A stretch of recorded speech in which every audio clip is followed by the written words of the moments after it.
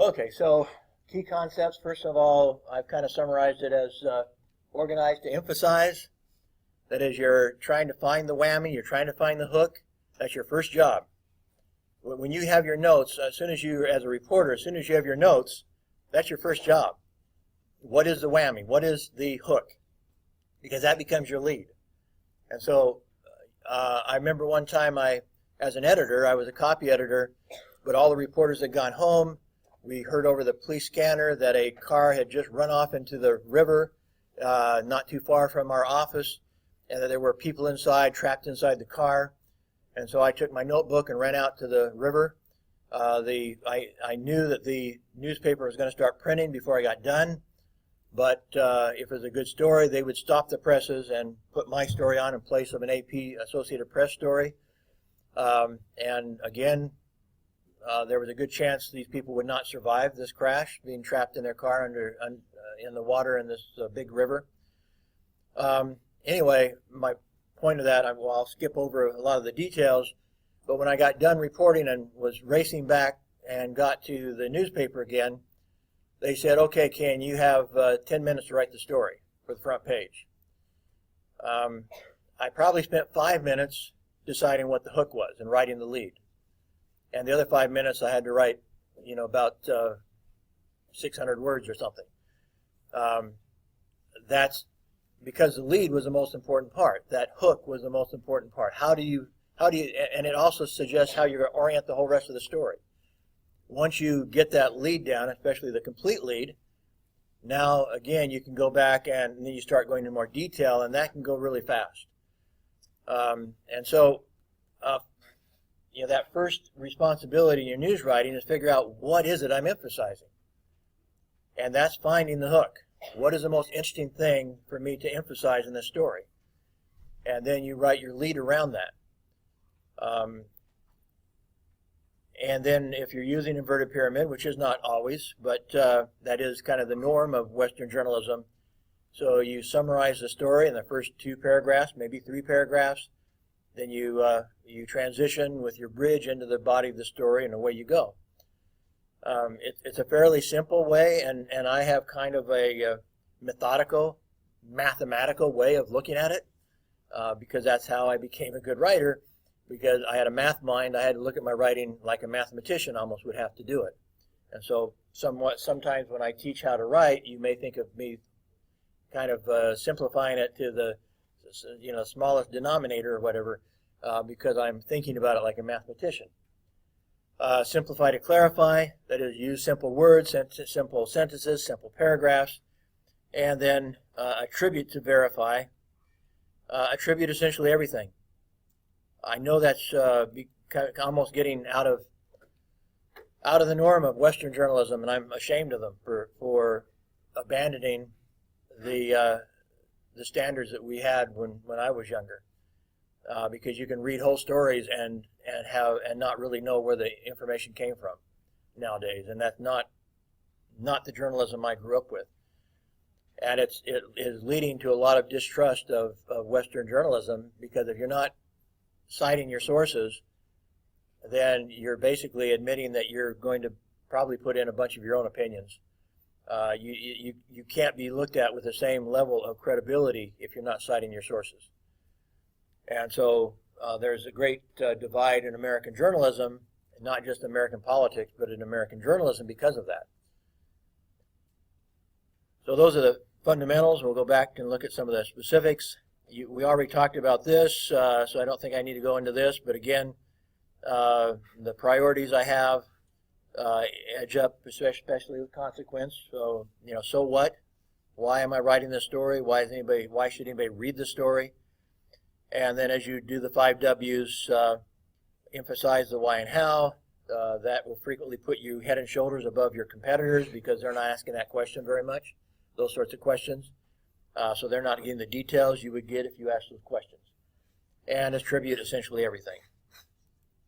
Okay, going back again, I don't know if I need to go into any more detail on this, but again, you may spend a good share of the time you've allocated for writing your story and just figuring out how to write the first 2 paragraphs.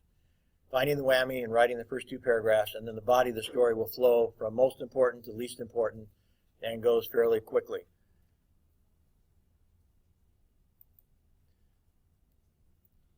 Again, we've talked about the inverted pyramid, and I've just described it again.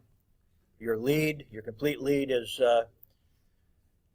as I told some of the students or some of the tutorial sessions, I don't think I told everybody, but basically there's a guy, I remember his last name is Huff, but I don't remember the rest of his name. He's the one that really promoted this idea of a complete lead. And so the standard before that was you should have the essence of your 5 W's in your lead. In other words, in your first paragraph. But if you try to cram all 5 W's into your first paragraph, it's going to be a 55-word lead. And that's not a good lead. That is then a complicated lead. So you right off the bat break the norms of the industry by writing a very complicated lead because you've tried to cram all 5 W's into one paragraph. And so with inverted pyramid, you do want to summarize your story in the first part of the story. You want to summarize your entire story in the first few paragraphs. But Huff said, don't try to push it into one paragraph. Make your first paragraph your strongest element, and that might be 15 words. And then use your second paragraph and maybe even a third paragraph. And he had an example of an 8-paragraph complete lead. Use as many paragraphs as you need to summarize your story, and then go into the body of the story. Now, typically that's 2 paragraphs. You can put your 15 or 20 or 25-word first sentence in one paragraph, trying to, again, emphasizing the whammy, emphasizing the hook, and then in your second paragraph it can be longer, it can be 2, even 3 sentences to finish your summary of the story. You can kind of think of your first 2 paragraphs as the radio version of your story. I don't know if your radio stations cover news here, but when radio news is broadcast in America, it's typically, maybe 3 or 4 sentences. That's pretty much it. In other words, that's your complete lead. So when you write your complete lead, you've just written the radio version of the story. And then you can start over again and go into whatever depth you have to in the rest of the story. And that would be your body then. So you can kind of almost think of the complete lead as the radio version. When you're done with the lead, if you're writing inverted pyramid, it should be enough that it could be broadcast on a radio station. Okay, that could be your radio version, sincerely. And so if you've done a good job of summarizing your story in 2 or 3 paragraphs, you could just stop there. That could be where you stopped if you were on a radio station. Or if your editor needed to digest it for some reason, that's all they would run, is your first 2 or 3 paragraphs, and the rest would go because they didn't have room in the paper or whatever. Hopefully that's, you're writing well enough and good enough stories, they won't do that to you very often, but it's possible. And then the inverted pyramid overall, once you go into the body, understand there is no conclusion. You're just, wherever they want to cut, they can cut. And as a copy editor, they can't take the time to try to massage your story and save the conclusion. They can't do it. They're too busy. They have too many pages, too many stories to worry about. And so that is why inverted pyramid became the norm, or one of the reasons, is because as editors, you don't have time to mess with it. You don't want to have to rewrite it. You don't want to be building to a conclusion when you simply do not have the room to include the conclusion. And so an editor would literally, wherever they run out of room, they would go, cut it. It wasn't that long ago, including my first daily newspaper job, when they were still pasting up most of the pages. We were transitioning to a digital composition of the pages.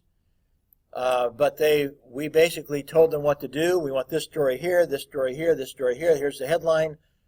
And it would print out in pieces for the people in the back shop. And the back shop would piece it all together.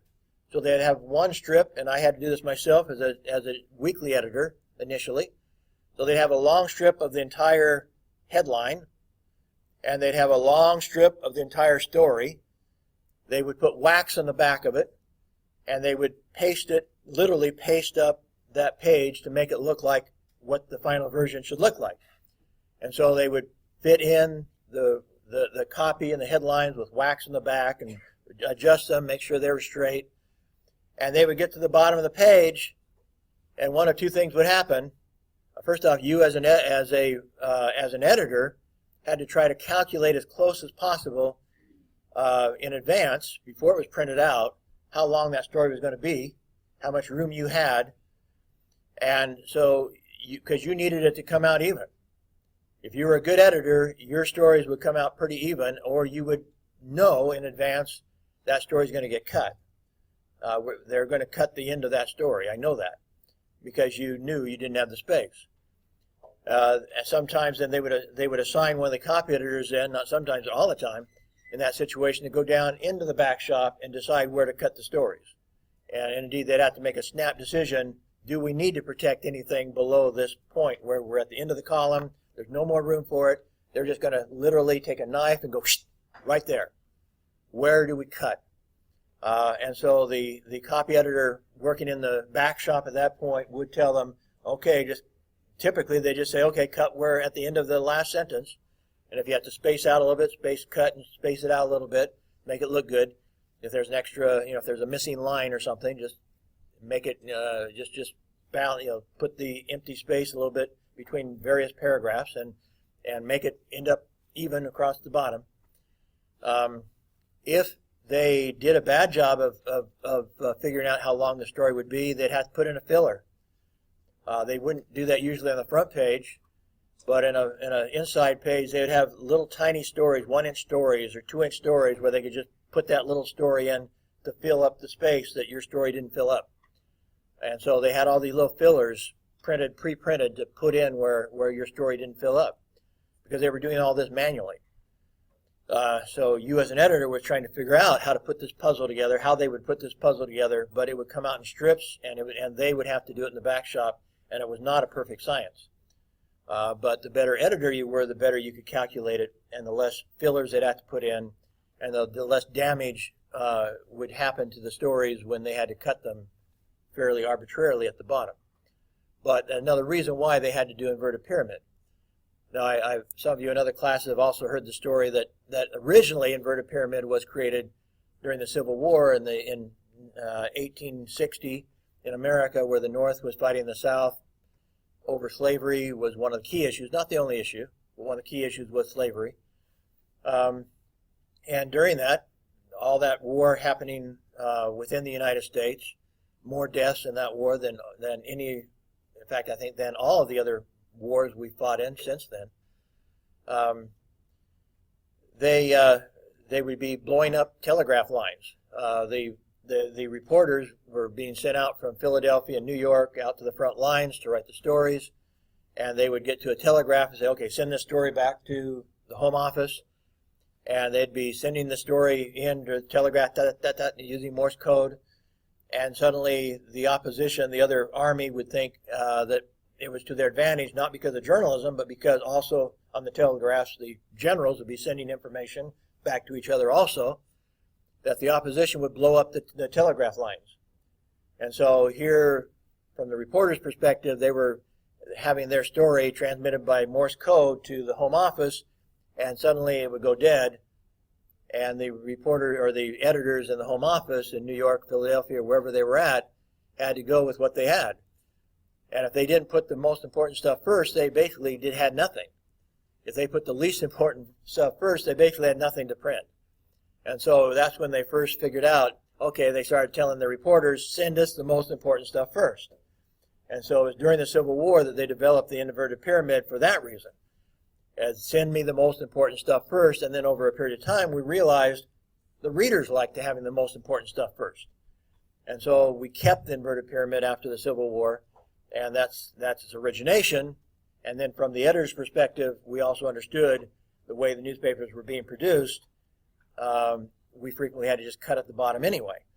And so it made sense, even in the editorial process, to make sure that it was written in inverted pyramid so we could just cut arbitrarily at the end of when we ran out of room, we cut the story. And that was fairly the norm, even up to, for most newspapers, in the 1990s. So we're not talking about that long ago. We were the newspaper I was at, the daily newspaper I was at, was one of the first newspapers to become all digital, where you were putting the pages together on a computer. That was not the norm. And the other newspapers in America, they went maybe in many cases another 10 years before they went all digital, into the mid 1990s. So we're talking now getting somewhere close to when you were born anyway.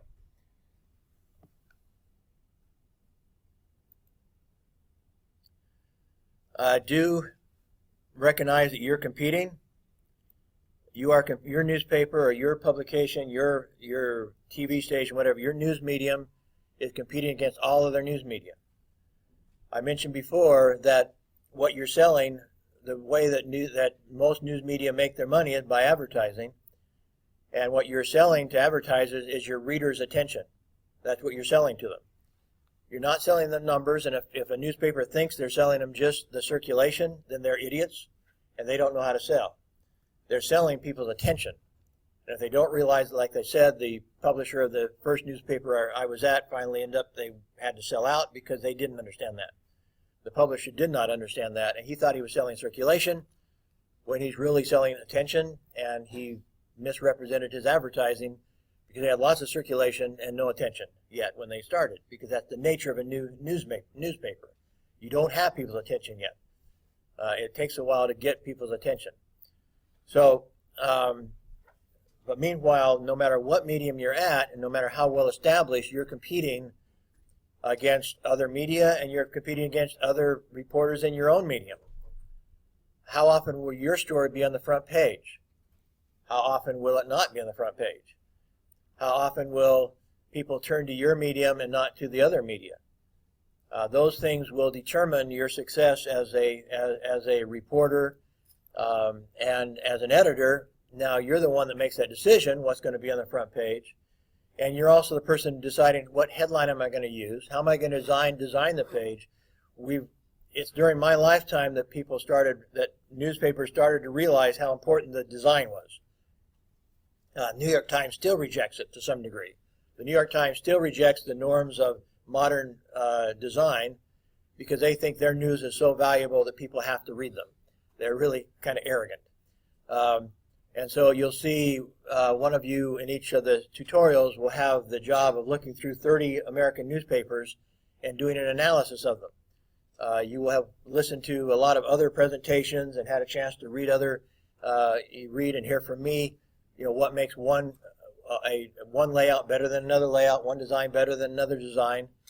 And your job will be to analyze, not all 30, but maybe take 10 of those 30 and say, okay, this one's a good one, and this is why it's good. This is a bad one, and this is why it's bad. And you're going to review that with the other students in your tutorial. But that's also the reality of it. Some newspapers are well designed, some are poorly designed, and it's only it's become increasingly important. I guess throughout my career I've seen a great change in newspaper design. I've made great changes in my own design because we've recognized that the design sometimes will be the difference between whether or not somebody reads your medium, your newspaper over somebody else's newspaper, or in a video sense, watch your news rather than somebody else's news. How do you handle the design? How do you put things together? And in a sense, all media, even video, has a design to it in a way. And so that has become increasingly important, and even more so now that we're competing with the internet. Traditional media is designing in such a way that they put a lot more attention on getting other people's attention, their readers' attention. And their design is a key part of that. So it is partly what do the stories say, how good a reporting do you do, but how do you display it? How do you design your page to draw people's attention to your newspaper, if it's a newspaper, or your magazine, if it's a magazine? How do you get them to come and consume your publication as opposed to everything else? So in the print media, it's not just, we're talking about news writing right now, but you as an editor also have to understand that. Your leads need to emphasize the whammy. You can't write ho-hum leads and expect people to read your story. So your job is now to promote the stories that you have edited. You're designing as a copy editor. You're the one designing the pages, deciding which stories go to the top, which stories go to the bottom, which art to use, which photographs or other graphics to use. You're the one making those decisions, and those are vital decisions in how successful your publication will be. I want to talk about how you write the story specifically. I mentioned that our perspective on this now, at least the Huff perspective, which is my perspective, is to write a short lead and then include the rest of the material in paragraph 2, the other 5 W's. And so this is an example here of 2 versions of a lead. So the top one is a lead that has been cut down to about 15 words. 1, 2, 3, 4, 5, 6, 7, 8, 9, 10, 11, 12, 13, 14, 15 words exactly. That's a 15-word lead as opposed to one that's probably more like 25 words below it. The 25-word one is a little bit more like they used to be. In fact, it might even be longer. I mean, the other ones, the old version might be longer than that. But here it gives the name of the person, Dr. Richard Gomez, the State Migrant Education Program Director. Says the achievement gap is closing in Washington State, but still has a long ways to go before students of ethnic origin catch up with white students. What they talk about when they're talking about an achievement gap in America basically says Asian students are going to do the best, white students are going to do second best. And then the bottom below that are the Hispanic students, African American students, and at the very bottom are the migrant students. They're both Hispanic. Their English is not their first language typically, and they travel a lot. They don't stay in the same school for a long period of time. They don't build networks with other students or with teachers, and they do the very worst down at the bottom. So this was actually, this was a story I wrote for the publication I was doing for the state of Washington about the best practices of education. And so Dr. Gomez was, again, talking about how their new testing system was showing, and their new efforts in applying best practices in education was improving the other ethnic groups that are typically at the bottom. They were coming up in their standardized test. So you can choose between the Dr. Gomez and all the detailed version or the top version, and when I'm saying take the top version. And Dr. Gomez, you can mention his name, you can put in the other information in paragraph 2. So you splice out, the top one is called a blind lead, in that you don't even mention your source by name, you mention him by position perhaps. Because very few people know who Dr. Gomez is. So his name's not that important. His name can go to paragraph 2. And that's very frequently the case. You're writing stories and the typical reader doesn't know the person you're quoting anyway. And so you give a kind of vague reference to him in the lead, and you give the more detailed information about your source in paragraph 2. And other details about where it happened, when it happened, why it happened, whatever. You complete your 5 W's in paragraph 2. You don't need to dirty up page 1, or in the lead, the paragraph 1, in the process of doing. You can make that very short and sweet and to the point.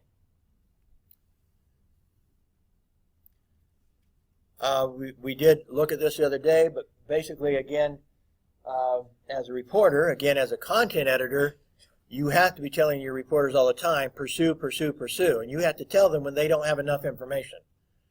And so as a content editor, when a reporter brings back the story and you go over it, you're looking at it for missing information. You're looking at it as a content editor, not as a copy editor, but as a content editor, you're looking for the missing information.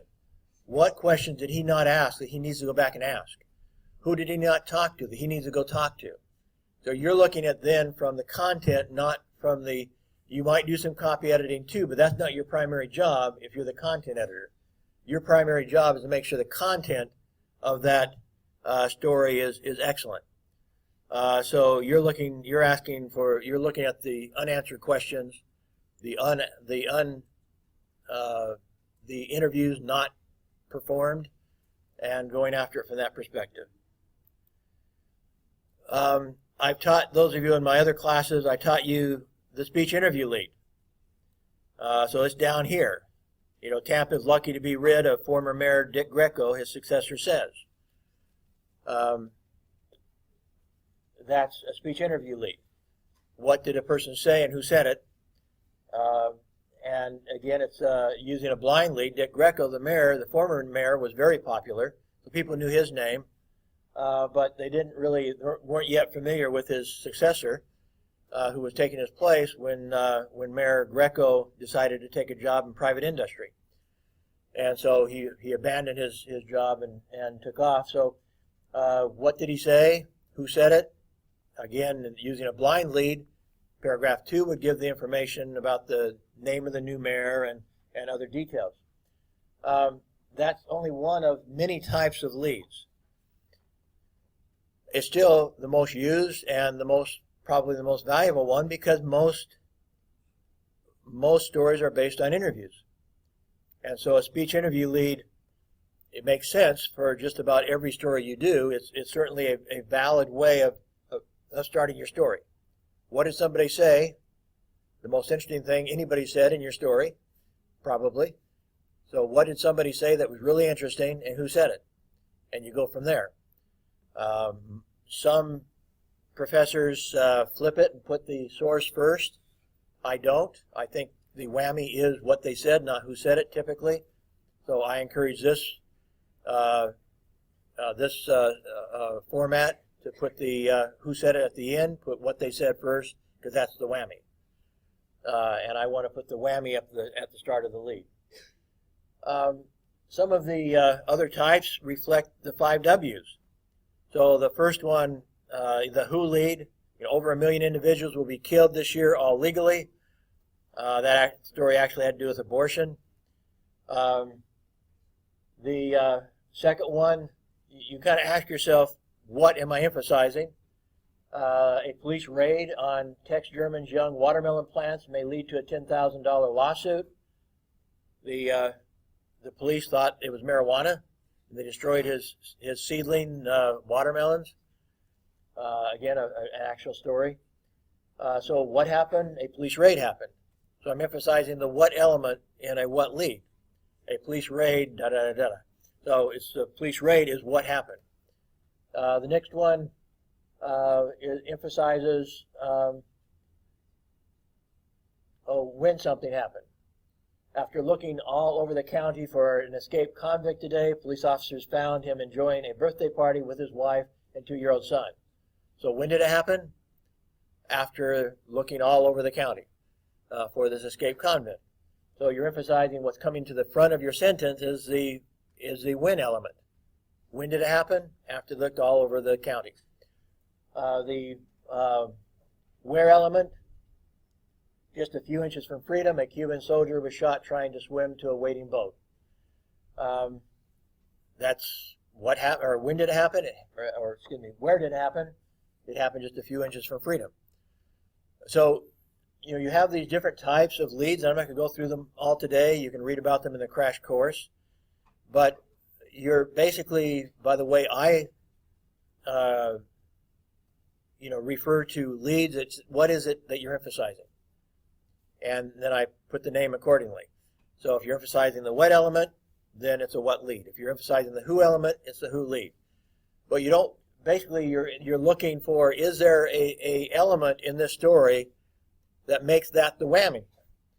And so these are some this who, what, when, where, how leads are sometimes exceptional. They're not common because those are not frequently where you'll find the whammy. Now, in a sense, the interview lead is a what lead. In a sense, an interview lead is a what lead. You're saying, what did he say? What did the sources say in the story? And so, in a sense, it is a what lead.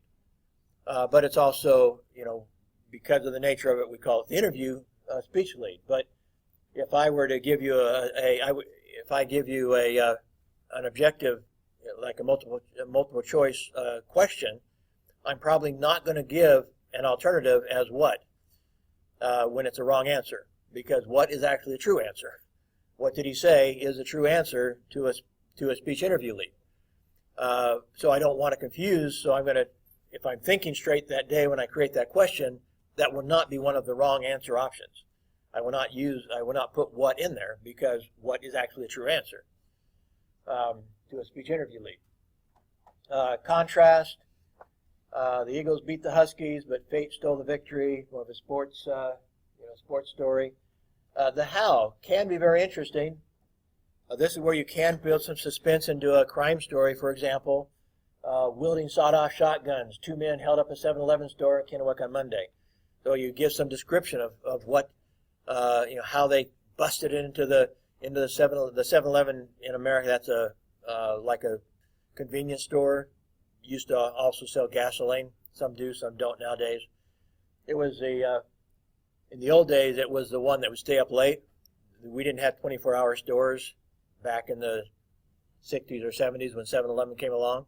So 7-Eleven meant they opened at 7 and closed at 11, and that gave them the longest work hours of all the stores where you could buy milk and stuff like that. The convenience stores, like most service stations have nowadays, they sell that sort of stuff. Well, that started with 7-Eleven. So, anyway, 7-Eleven kind of became a brand that everybody kind of referred to any convenience store as being a 7-Eleven store, just because they were the first convenience store of that nature. Okay. Anyway, a cartridge lead is just extremely, extremely short, such as the president is dead. That's it. Maybe 4 or 5 word sentence is your cartridge lead, and not used very often, obviously. And the last one, an interpretive lead. You have to be very careful with an interpretive lead. Despite denials by Mayor Bill Bryce, recent activities suggest a political campaign is about to begin. Try to get it down to catch the last part again. Your paragraph 2 is going to have to give some evidence of that. You got to jump in paragraph 2 very quickly to support. In essence, you're not giving a source. This is the one you're not giving any source to. That could be debated. In fact, he will probably debate it. If he's not announcing he's running for a certain position, he himself, in this case, Bill Bryce, may deny what you just said. And so you better have some really good support for it immediately after you use a interpretive lead. So not going to be used very often. Some writers do more of that than others, but if you're a good interpretive writer, don't forget the facts. You need to get some sources, you need to get some credibility, you need to get the facts very quickly into that story to defend your lead.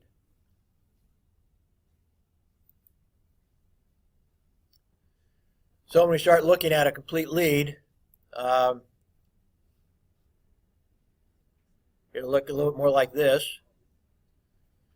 So again, using that same paragraph to the lead as I had before, the achievement gap is closing in Washington State, says the State Migrant Education Program Director. But education reform in the state is helping all classes of students to do better in the state's WASL assessment, Dr. Richard Gomez says. So the second paragraph completes most of the 5 W's. Again, because I'm writing in more like a magazine style, because this publication came out quarterly, I had no way of knowing when people would read it, so I wanted to make it timeless, not timely, but timeless. So I wrote in more magazine style. So you're not seeing the when and where into that, because I'm not going to include them. I'm purposely leaving out when and where in order to create the magazine approach to it. Make it timeless instead of timely. Then the bridge ends up being a direct quote. I mentioned that before, as I frequently find the very best direct quote I have, and then I don't use it for the lead. I use it for paragraph 3, and I summarize the direct quote, the best direct quote I have, summarize that into my lead. And so it brings me back to the beginning again, in a sense. Quote, all ethnic groups closed the achievement gap between themselves and the white students in last year's statewide WASL test, he says. White students grew also, but ethnic group students grew more. So now I have a direct quote, gives some more of his personality and passion and so forth, and now I'm ready to start the body of the story because I brought the story back to the same point it was at with the lead. And so if the complete lead is your radio version of the story, now your body is the larger detailed version of the story. So you could actually cut either place. If you cut right between the part in blue and the other part, the first two paragraphs could be your radio version of the story. That's adequate to run by itself for a radio station. But if you take the rest of it, the whole rest of the story could be your story. If you wanted to, you could leave off the first two paragraphs and you still have a complete story. You'd be missing a complete name, but with adding about 2 words, you could actually cut off the first 2 paragraphs and it would start with your first quote. That would be a long lead, so I don't recommend it. You'd have to put in the Dr. Gomez's name and position in there, obviously. Other than that, you could start with paragraph 3. Now, many of you, some of you in the history class and places have started with direct quote leads, and in essence, you're starting with paragraph 3. When you use a direct quote lead, it's almost always you actually never finish. Let me put it this way. It's very tempting not to actually have a complete lead at all. You, in essence, when you start with a direct quote, very frequently you're starting with paragraph 3 for all intents and purposes. And so that can be problematic. So that's why, one reason why I look for the best quote and I make that paragraph 3, and then I summarize it in paragraph 1 and 2. And then so I have my summary, my complete lead, and then I use my best quote for paragraph 3, and it starts the story all over again. So again, you could technically cut off paragraphs 1 and 2, add about 2 words to paragraph 3, and you would have a complete story because you're starting the story over again anyway. That's what you're doing. Once you get past that bridge or get into the bridge, you're starting all over again if you're writing in true inverted pyramid.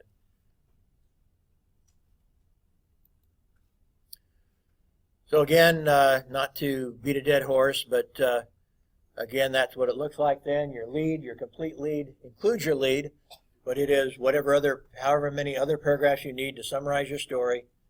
Then you use a bridge. That's where I say a direct quote is a perfect bridge. A direct quote that reflects what you said in the lead is a perfect bridge to take you back into your body of your story. And now you start interweaving your summary paragraphs and your direct quote summary paragraph. It's not a perfect back and forth. It could be. You could go summary, then a direct quote, summary and a direct quote.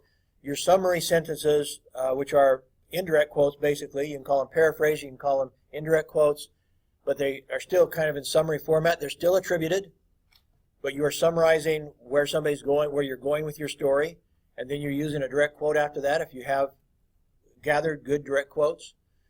And it makes your stories run very smoothly from start to finish. If you can go back and forth between summary paraphrases or indirect quotes into a direct quote, another summary paraphrase that guides the story from start to finish in an organized fashion and smoothly. You want your story to be smooth.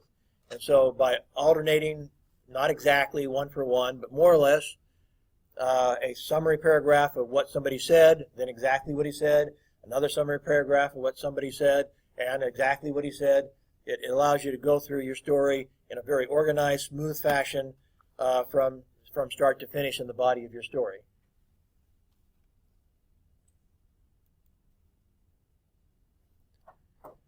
Basically what I already said, so I'm not going to go through that again. Just an example of it.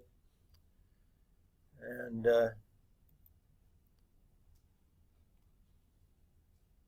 again, pretty much the same thing. Looking at the body of it, I guess. So I used the direct quote as the bridge into it. And then I had some statistics in the detailed. While there are admitted glitches in the No Child Left Behind program and in the WASO test, the improvement in student scores over the past 4 years show current programs are working well, says State Superintendent of Public Instruction Terry Bergeson.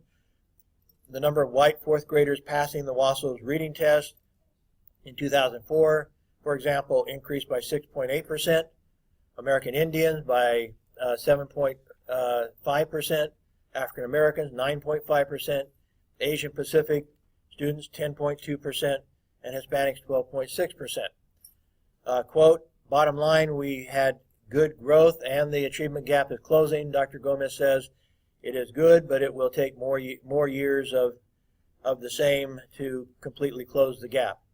So not exact back and forth between quotes and indirect quotes, but weaving it back and forth allows you to smoothly take the story from start to finish. I mentioned the importance, and you will be part of your grade for your story will be, do you have good art? In this class, I want you to be thinking about the art side of your story more. You should as a reporter anyway, but because this is an editing class, I want you to recognize more than ever how important it is that your reporters also think about graphics. If you end up with stories without good graphics, it's hard to promote that story in a design fashion. As an editor, when you start designing that page, you're going to say, what the heck am I doing with this? I have no good graphics. So I'm going to try to give everybody a story on the page I assign them, because as maybe I didn't explain to all the tutorials, but when we put these publications together, all of you are going to have different stories. I mean, altogether, supposedly, you guys are going to be writing 90 different stories.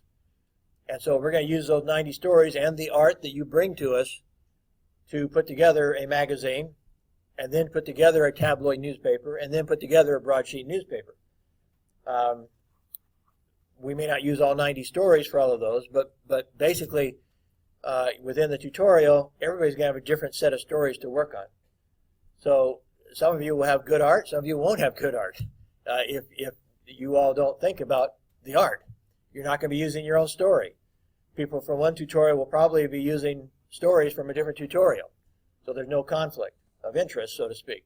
So you're not going to be using your own stories. So as a reporter, you're going to get a good grade if you give me good art, but you may be challenged as a designer to do a good job if somebody else didn't do their job in bringing you good art. I mentioned, I think at least in one of the tutorials, that I frequently had to go to conferences.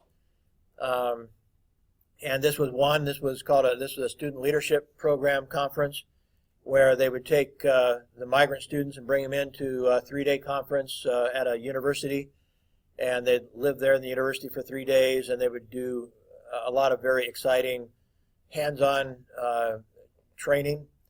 And the main goal was to make them believe that they could succeed outside of the fields. Most of their parents were working in the fields, harvesting crops, picking apples, cherries, cutting asparagus, things like that. And so the purpose of this was to convince them they could have a better life than that. The average immigrant or the average migrant student in America, well, it's about 50-50. About half of them will drop out of high school before they graduate. If they go through this 3-day conference, then 80% of them will graduate. And many of that 80% will go to college. So this 3-day program was extremely effective. I participated in it for 7 years and learned to love that program. I still have some of the curriculum in case I want to use it for something here or anywhere, because it was an award-winning curriculum that helped students who were challenged to believe in themselves and believe in the possibility of success that their parents didn't believe they could achieve. And so in many cases, their parents were their worst enemies. Their parents were encouraging them to drop out of school because their parents did not believe they could succeed, even in America, where they were at. So, but after the 3 days, here's this, this athlete who actually didn't even want to come to he thought it was stupid. He didn't want to come to the conference. And by the end of the conference, he was in tears, hugging his mentors. And to get that picture, I took probably well over 400 pictures during that conference. And ultimately, this was my front page picture. Trying to be in the right place, the right time, invade somebody's privacy, and have that picture that represents what this whole story was about. That picture is also part of the whammy, so to speak. That picture depicts the whammy.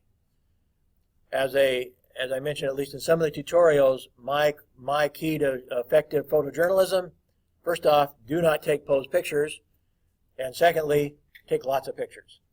And hopefully you can capture something like this that is going to tell your story in a graphic way that will draw people into that story. So don't be shy about taking pictures. Invade people's privacy if you need to, whatever. But get some good art for your stories, and it'll do all of you a favor. When I talk about simplify to clarify, I sometimes compare it to a pitcher of juice. And I know some of you have heard this analogy before, but to reemphasize it, it's as if water were words. So in a good version of a lead, or in a good version of any paragraph in your story, if you've written it clearly and simply, it's like a good pitcher of juice. But if I had this pitcher of juice and I came out, I brought in some cups, and here we've got a lot of people here, and so I start pouring you a little cup of juice. Who wants some juice here? Some nice orange juice. And you start raising your hand. Oh yeah, I want some, I want some, I want some. And I start running out of juice, so I put in some more water. And I mix it up again. Now it's diluted about 50%, and I say, okay, who wants some juice? So you may go, maybe. And so I pour some more glasses of juice and hand it out, and it gets low again, and so I put in some more water. I've diluted it some more. I mixed it up, and I say, now how many of you want some juice? And now nobody wants to raise their hand anymore, because you know what I did to that juice. I diluted it to where it doesn't taste like juice anymore. It tastes like, well, what's it taste like? I don't know. It tastes like kind of impure water. Worse than water, perhaps. That's what you can do with words. If you throw too many words into the story, you're diluting it like too much water in the juice. You're diluting it to where it starts losing its power. And that's why that 15-word lead is better than that 30-word lead. You don't have as many details, but you have the most important details. You haven't diluted it. And so you write your lead to be your most powerful sentence of the entire story by not diluting it. Now, even as you go into the rest of your story, you're trying to eliminate stuff that's not important. Anything that is not useful, get rid of it. Don't put in, getting into here, due to the fact that. Don't put in empty phrases that have no meaning. Due to the fact that, can be replaced with because, but perhaps none of that's important. Maybe just say a straightforward, using an active verb, a straightforward sentence. You don't need even because, but definitely not due to the fact that. This goes back to the idea of how to impress your professor in an English class. You start using phrases like due to the fact that, thinking this sounds smart. Well, it's not smart. It's just wishy-washy wordiness. And so you don't want to use that. You start using, again, another phrase, at the present time. Well, what's that mean? It means now. So cut out the at the present time junk and put in now. We tend to use lots of empty phrases, such as needless to say, down further on in this page. Needless to say. Well, if it's needless to say, don't say it. It's needless to say. We build these phrases in that we think makes us sound smart. Furthermore, moreover, it doesn't make you sound smart. English teachers may have never told you that. Sorry, it doesn't. What makes you sound smart is content. Clear content. Powerful content. Be a good reporter, whether it's for a news story or for an essay. In essence, an essay that is really good has good content. So in essence, in doing an essay, do your research. You don't need the wordiness. Have good stuff in there. That's what you need, good stuff. And so stop trying to impress people with your wordiness and impress them with your content. That's what you need to do as a reporter. So get rid of the emptiness. Again, actually brilliant. I mean, we try to stay away from adjectives altogether. So brilliant would be a very seldom used word, if ever, outside of a quote in a news story at all. But you definitely don't want to string it out any further. Really brilliant. Well, what, falsely brilliant? Why really brilliant? If he's brilliant, he's brilliant. But probably you don't even use the word at all. Avoid those sorts of adjectives that you can't quantify. If you have, again, going to the facts, in this case it adds more words, but rather than saying brilliant, you say the publisher of 5 books, the author of 5 books. And then let the readers decide, oh, he must be brilliant. He's authored 5 books. So in that case, you're actually adding a few words, but you're adding the detail. Whereas brilliant tells us nothing except your opinion. That's an opinion word. You evaluated him as being brilliant, and you probably don't really know that much.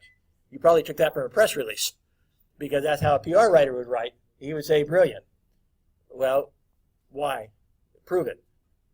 As a journalist, you put in the facts. You don't put in adjectives that don't really have any clarity to them. What does brilliant mean? Prove it. Give me the facts. He's an author of 5 books, or whatever the facts are. That in place of brilliant, you give me the facts. Again, work, vocation, employment. It's not like any of those words are too hard. You probably know all of them, even if English isn't your first language. But overall, if you start using the big words instead of the small ones, what you're trying to do is impress your teacher. And in journalism, that's not what you do. And so bring it down. That doesn't mean you can't use employment in a story. But overall, don't try to use the biggest word when you can use a simpler word. Once in a while, using employment instead of work, that's fine. I'm not saying never use employment, as I said. But when we make that our tendency to always choose the biggest word because we want to sound smart, now we get into trouble. And so don't try to use big words rather than small words just to sound smart. Use them if they're important. Use them occasionally. But overall, we want to use simpler words rather than more complicated words. Same with verbs of attribution. I will penalize you for using too many verbs of attribution. What I've tried to explain in the history class and other places where I've tried to teach you a little bit of news writing is that if the only verb of attribution you use is to say, or almost the only one, your reader will not notice. And if we go into those 30 front pages from American newspapers, one thing I sometimes challenge students to do is see how many times they use a verb that's not to say.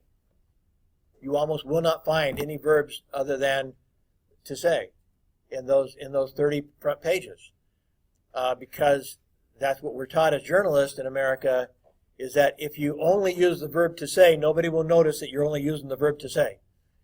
If you start thinking you have to use other verbs of attribution, you start saying opined and maintained and argued and all these other verbs because you're trying to sound smart, they actually they draw attention to themselves. And very frequently when you're trying to sound smart with different verbs of attribution, you start making mistakes with them.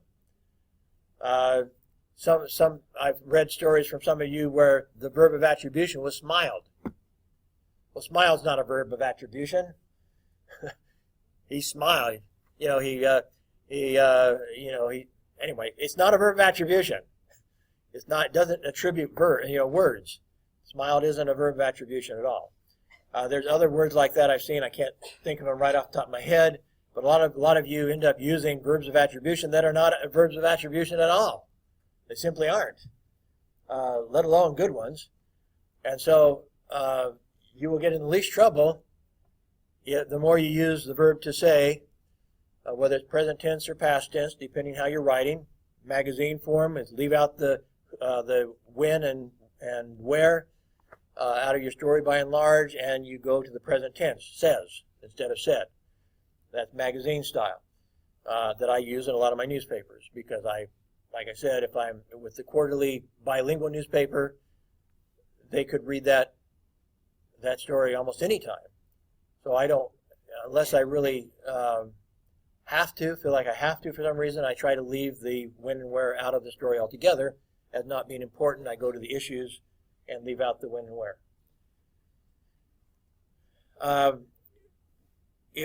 What is a compound sentence? Anybody can define a compound sentence? A compound sentence is going to have two clauses in it. It's going to have at least two verbs. And it's probably going to have a conjunction like and or but that's dividing those two clauses. Now, the clauses could be independent or they could be dependent clauses. So, for example, I went to New York and watched a play on Broadway. Okay, that is the second clause, has its own verb, watched, but it doesn't have its own subject, therefore it's a dependent clause. If I said, I went to New York and I went to a show on Broadway, I repeated I, therefore they're now independent clauses. Because either one, you could put a period there and they would be a sentence unto themselves. In either case, if you're using, that's a compound sentence. In either case, if you're using a compound sentence, ask yourself if it's important to use that compound sentence. Or if it'd be better to cut it into two sentences. Very frequently, you're better off cutting into two. Not always. I'm not saying always have simple sentences. But most of you write too complex of sentences. Sometimes you have three clauses in one sentence. And then it is definitely too long. If you find yourself with three clauses, in other words, using and or but, more than one of those conjunctions, and three verbs instead of even two verbs, now you've gone too long. Almost never will I appreciate a three-clause sentence. Almost by definition is too long. And so don't go more than two clauses in a compound sentence, and think real hard. If it makes it long, think real hard about cutting into two sentences. Very few compound sentences in news writing. Reduce them down. Some, yes, but reduce them down. And question yourself when you see a compound sentence. Ask yourself, should I have that compound sentence here? Or should I cut it into two sentences? As an editor, that's what you're going to be doing. So as a reporter, you need to think about that. As an editor, you would definitely, that is your job to think about that then. You need to start thinking, how do I simplify this? Can I break this long paragraph that is only one sentence, but multiple clauses? Can I cut it down into multiple sentences instead of multiple clauses? And that would be part of your job to do that.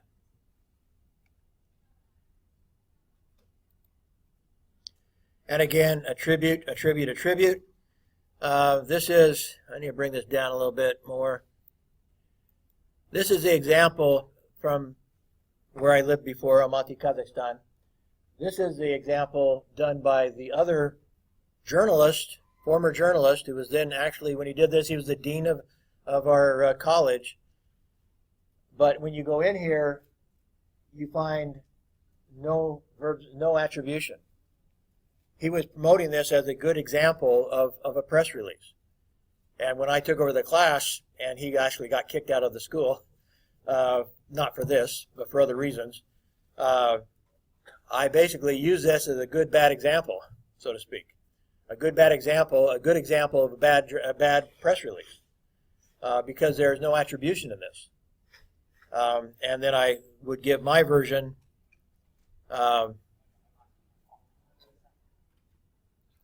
Oops, I put it in the wrong place. Okay, no, so that's the wrong way of doing it, yeah. And then I would show them a different version with lots of attribution in it. Direct quotes and other attribution in the press release. So even in a press release, I'm saying if you want to be a good PR person, write like a journalist and have lots of attribution still. You're still looking for, in fact, perhaps more than ever as a PR person, you're looking for credibility. You're striving for credibility. You're begging for credibility.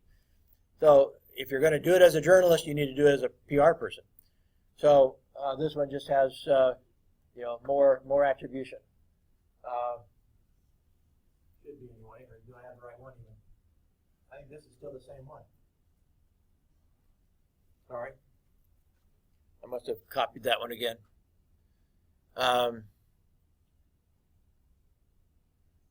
Well, there is a direct quote in there. That's a good start. Oh no, here it explains, Dr. Okay, there is some attribution in it. Sorry, I was giving it too fast. So there is some more attribution in it, and that's what you want to do in a press release. You definitely want to do it in a news story. You want attribution. You don't want to get going without attribution. Direct quotes, or quotes altogether, direct and indirect. Again, indirect has no quotation marks. Direct quote has quotation marks. Indirect means this is essentially what they said, but not exactly what they said. Not the exact words, but this is the essence. This is the true essence of what they said, but not exactly. So I'm not putting quotation marks in it. But if you put the quotation marks, then that's a direct quote. We divide them into three categories, or at least Huff did, and I borrowed this from Huff also. Type 1 is the most common way of doing an indirect quote, and you put the attribution at the beginning, because you would get confused if it didn't, without quotation marks. If you put the attribution at the end, it can sound like it's your opinion, that you're saying your opinion, and it takes you a while to get to the attribution. So with an indirect quote, it's very common to put the attribution at the beginning in order not to confuse people as to who said this, and that it wasn't you as a writer, because you don't have any quotation marks. The type 2, the attribution is at the end, and this one has quotation marks, so now you can emphasize what he said instead of who said it. So now you can put the attribution at the end. So this is very rarely type 1. This is should very rarely have the attribution at the beginning, very rarely, with a direct quote. The exception to that is if you're quoting like from a survey, you've done a survey and you have a whole bunch of quotes one after another one, and they're all very short, then you have to alternate between type 3 and type 1, just because you have, like I say, a whole bunch of really short comments from a bunch of people for some reason, like a man in the street interview or something. It's a rarity that you need to do that. But I have had situations where I had a series of very short direct quotes, and so I alternated from type 1 to type 3 and maybe some type 2. The type 3, the attribution's in the middle, and this is still type 3 whether or not you're breaking a sentence in half or whether it's two sentences. If it's in the same paragraph and your attribution's in the beginning, in the middle, type 3, then it doesn't matter whether, if it's the same sentence, then you'd have a comma here and you'd also have a comma here. If this sentence and this sentence are both part of the same sentence, then here you have a comma, and this is not going to be a capital I. If this and this are all one sentence. In this case, they are two sentences in the same paragraph. So you have your comma, quotation mark, Dr. Gomez says, period, and then start a whole new sentence because there is another sentence. So, but it's still type 3, whether or not it's one sentence or two sentences. What makes it type 3 is where is your attribution in this paragraph. It's in the middle someplace. So again, this is an example of a type 3 where it's two sentences in the paragraph, but you could also break one long sentence into two halves and put the attribution in the beginning or in the middle also. Excuse me. So again, type 1 typically indirect quote, type 2 and 3 typically direct quotes. You have the quotation marks, so there's not going to be confusion that you're trying to say it yourself, that you're giving your opinion. They can see by the quotation mark that you're quoting somebody else, so you can delay the who said it, the attribution, later in that paragraph. Again, this isn't 100%, but this is the trend when using quotes. Indirect quote, type 1, direct quotes, type 2 and 3. So this just goes on and reemphasizes what I just said, and some more. Okay, we are almost out of time here. I have uploaded onto Moodle your news critique sheet, And it is different than if you were in my history class. I've changed it somewhat. So here is the news writing critique sheet for spring 2018. You will see here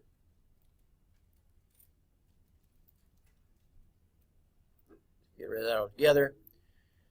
You'll see that lead is now worth 20%, a little bit more than it was in the history class.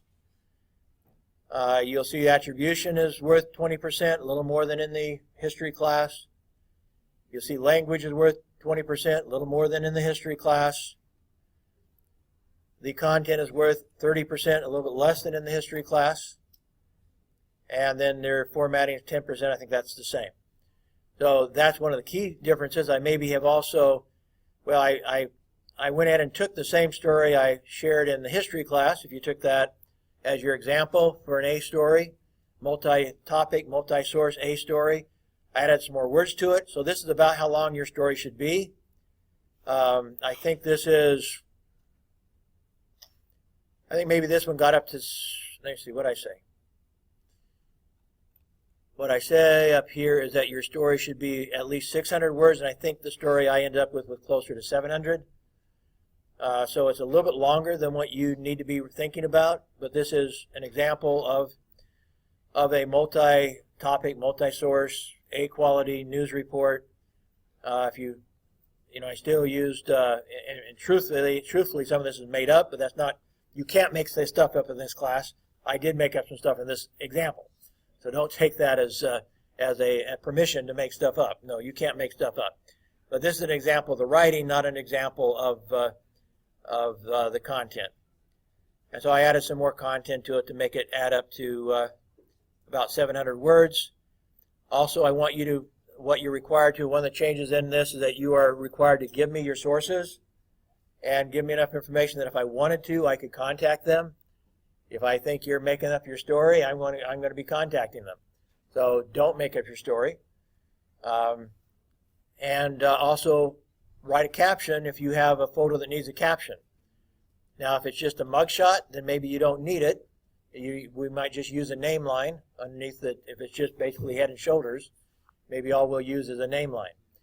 But if it's if there's action in it, which I encourage you to have some action photos in the sense of even the mugshot, I'm saying have somebody talking, have them doing something. Don't have them just smiling at the camera. I hate that. But also try to, if you, as an example I used in the tutorial, if you are doing a story about a professor, get into his classroom. Go into his classroom and take 50 pictures of him in his classroom. You don't need to use all 50, but some will be blurry. Some of them he'll look funny. But if you're trying to catch him naturally, take lots of pictures of him in his classroom. Try to get that environment. If you're going to stage a picture, as I mentioned, take him in front of one of these nice buildings, or take him out by the lake, or take him someplace, go into his office, talking to a student. Find a fairly natural and make it look natural, even if you're staging it. Make it look natural. We do need that sort of a picture for the top part of the paper. We can't just use mugshots every place in the story. So you need some pictures that look more, have more environment with them.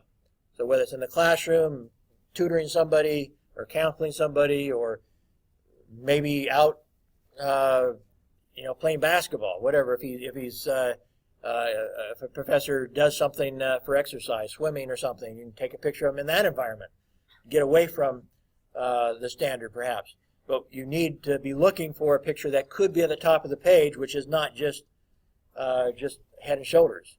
So you need to look for both. You can get head and shoulders, zoom in and get his facial expressions and stuff as he's teaching the class, or you're talking to him and you're taking those sorts of pictures, getting some natural expressions on his face.